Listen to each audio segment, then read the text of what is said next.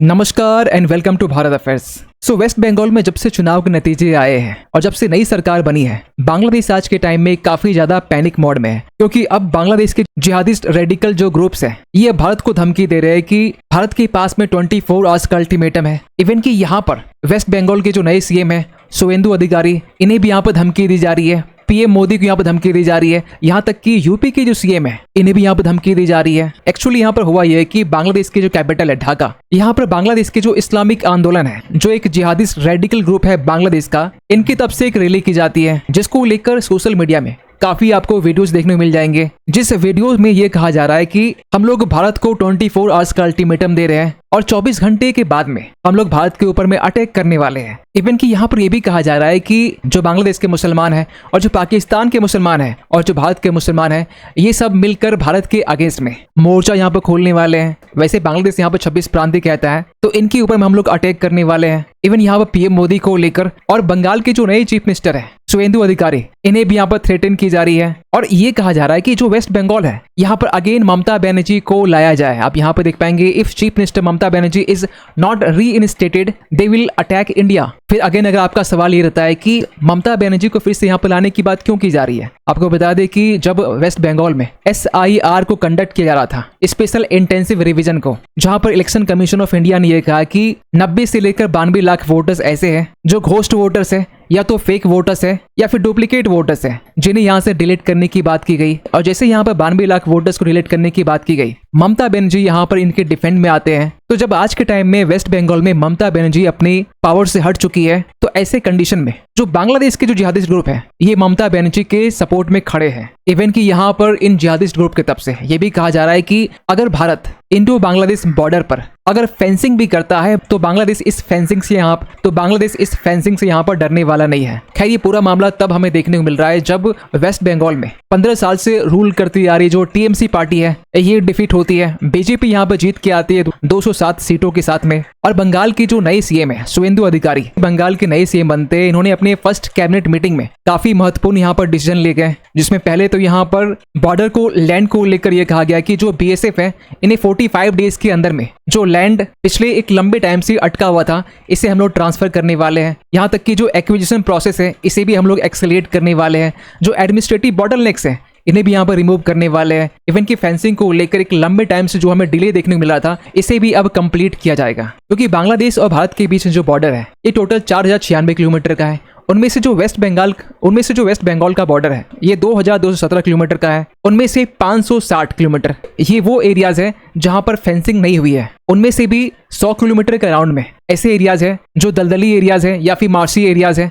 जहां पर physical fencing मुमकिन नहीं है। और बांग्लादेश से पिछले लंबे टाइम से जो इलीगल बांग्लादेशी है ये वेस्ट बंगाल के रास्ते, कभी कभी आसाम के रास्ते ये भारत इन्फिल्ट्रेट करते हैं, जहां अनफेंस्ड बॉर्डर के जरिए जो इलीगल बांग्लादेशी है वो माइग्रेट करते हैं इंडिया में, कैटल की स्मगलिंग करते हैं, फेक करेंसी को यहाँ पर मूव करते हैं, फेक करेंसी नेटवर्क को यहाँ पर चलाते हैं। जो इस्लामिस्ट इन्फिल्ट्रेशन है ये हमें देखने को मिलता है। नार्कोटिक्स मूवमेंट से लेकर जो ह्यूमन ट्रैफिकिंग है, इवन की आर्म्स स्मगलिंग भी हमें देखने को मिलता है इन अनफेंस्ड बॉर्डर के जरिए। इवन की यहाँ तक कि आंकड़े ये कहते हैं कि पिछले साल जनवरी से लेकर नवंबर 2025 तक में वेस्ट बंगाल बांग्लादेश बॉर्डर के बीच से अप्रॉक्स 1100 इन्फिल्ट्रेशन की अटेम्प्ट जो है ये हमें देखने को मिला, और उनमें से 2500 के आसपास में अरेस्ट भी किया गया। ये तो रिकॉर्डेड है, लेकिन जो अनरिकॉर्डेड है ये नंबर्स काफी ज्यादा हो सकते हैं, क्योंकि आज से 10 साल पहले उस टाइम के यूनियन मिनिस्टर किरण रिजिजू, इन्होंने ये कहा था कि इलीगल जो बांग्लादेशी आज के टाइम में भारत में है ये 2 करोड़ के अराउंड में है। तो आप समझिए कि 10 साल के बाद में ये जो नंबर है कितने ज्यादा बढ़ चुके हैं, क्योंकि चुनाव हुआ वेस्ट बंगाल में,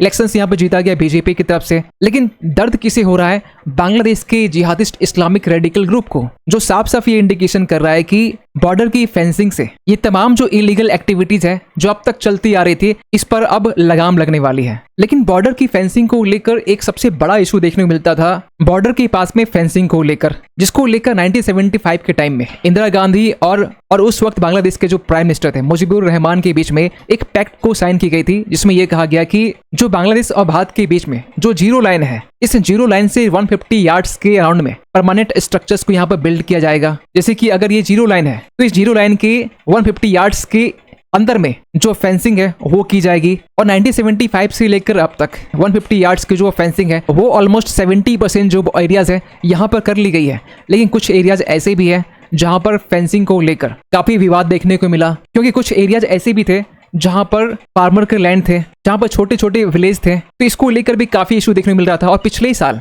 बीएसएफ की तरफ से और बांग्लादेश के बीजेपी गार्ड की तरफ से एक कमांडर लेवल की मीटिंग रखी जाती है, जिसमें यह डिसाइड होता है कि इस 150 यार्ड्स के विद इन में जो फार्मर्स हैं उन्हें यहाँ पर एक्सेस मिल सकता है, लेकिन बाकी जो लोकल विलेजर्स हैं इन्हें यहाँ पर एक्सेस नहीं मिलेगा। खैर, जैसे ही वेस्ट बंगाल की सीएम की तरफ से 45 डेज के अंदर में बॉर्डर का जो लैंड है इन्हें बीएसएफ को ट्रांसफर करने की बात की गई। आप देख सकते हैं कि किस तरीके से जो ऑफिसर्स हैं ये बांग्लादेश बॉर्डर के पास में लैंड की सर्वे यहाँ पर कर रहे हैं, क्योंकि जैसा कि हमने पहले कहा कि 150 यार्ड्स के विद इन में काफी जो लोकल्स हैं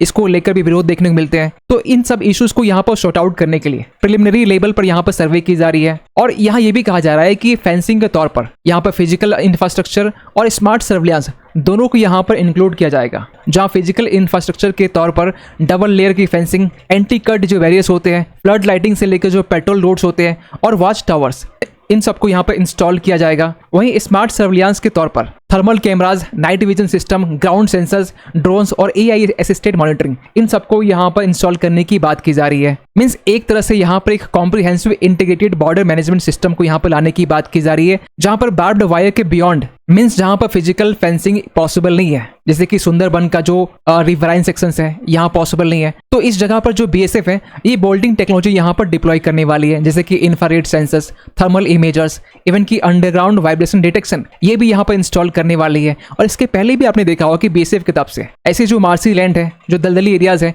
वहां पर क्रोकोडाइल से लेकर जो स्नैक्स है वो छोड़ने की बात की जा रही है। और क्योंकि ये जो फेंसिंग है ये पूरा इंटीग्रेटेड रहने वाला है, जहां हर 3.5 किलोमीटर के डिस्टेंस में एक बॉर्डर आउटपोस्ट यहाँ पर कंस्ट्रक्ट किया जाएगा, जो नो ब्लाइंड स्पोर्ट्स को यहाँ पर इंश्योर